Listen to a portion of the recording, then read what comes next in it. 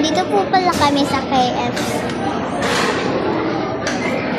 Katapos lang namin sumakay sa ayan, VR.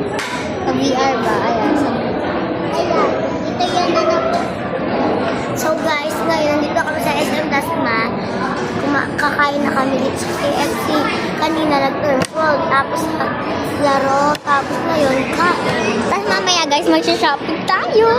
Saka bibili ng ano, squishy. Ang taba squishy, pero magpapabili ako ng ano, ng laruan na Melody.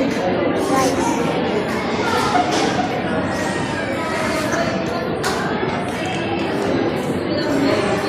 Gutom na kami guys. Siyempre, ang haba pa naman ng pila. Yan kasi papa. Mama, bumayan. And guys, comment for part 2 dito Lola, part 1. Comment kayo sa part 1. Magpo-post lang ako ngayon.